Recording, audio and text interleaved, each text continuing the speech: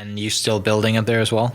I'm just finishing that last house, that tower house I'm showing you. That is it. And I saw that and I thought that was a thing. church. I looked at that and I was like, that looks like a church. Like something from back home that's been there for 1,000 years. Right. Like, who's moving it? Who thought, you know what, I want a tower in my house? And then when you get that idea, I was like, I can do this. Sure. I was so excited. Yeah. Actually, the homeowner or the clients, they're from Oklahoma City, really, really just amazing. The best clients I've ever. They're just amazing. And they were just passing by when I was actually working on this house right here. Yeah. Wasn't even near done. I was caulking a window or something. They walked by and they're like, "This is cool." Walking around talking, and they're like, "We want to build on the lake." And they just went from there. And I designed something for them. They're like, "That's cool. Let's do it." I was like, "Really? Let's go." I put a tower. I think they might have mentioned a tower.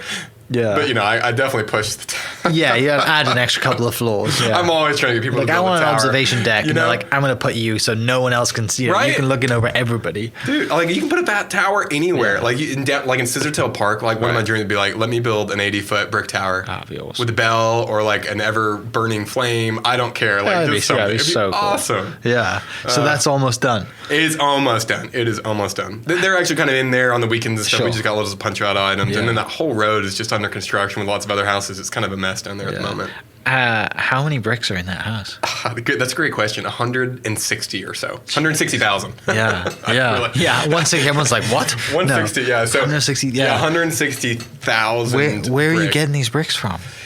I get brick from different places, but a lot of these brick I'm getting out of Denver, unfortunately, because I would love to do local brick. I'm all about buying as much local material as possible, but to be perfectly honest, the brick coming out of Oklahoma, it's expensive. Sucks. Yeah. It's cheap. Yeah. But sucks. Quality's not good. The quality's not good. And it's not about, I don't mean that, and I'm just, it's not about, the quality in terms of is it durable or strength. I just mean the way it looks. Got you. Okay. Because this stuff looks beautiful. Right. This it does not look like it's come from the US. It's the closest thing you can get to what would be a reclaimed brick or something like an old brick. And the thing that makes them different, and I know I'm kind of getting into details about this, but what makes brick is the size to fit the human hand.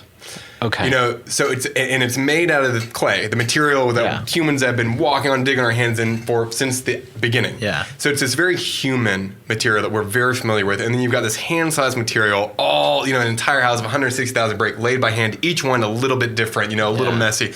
So you walk into these buildings and they just have this human feel to them. They're sculpted. But the other thing I tell people about brick is prisons are also built out of brick. And it's funny how quickly it can go from feeling human and warm and comforting to sterile and oppressive. Dark and cold. And it's all about the type of brick you use and how you lay it. If you get perfectly extruded brick with all these perfectly sharp edges and you lay all your mortar joints perfectly, it suddenly feels very sterile, oppressive, prison-like. No culture to it. No character to it. Right. And then so what they do, trying to make the brick look a little bit better, they basically put what I would say paint on them. Okay. And so then that finish actually has kind of a fake look to it, and I get that most people wouldn't have the same eye that I would have for it. Sure. But I still think it has a feel, even they might, they would still, it still gives a different feeling. Right. So these brick are basically fake patinaed. Yeah. Yeah, that makes sense. And they've even got a little bit of a shine to them. And then, the edges are kind of sharp and they try to make them look tumbled. It's just not, it's not the real thing.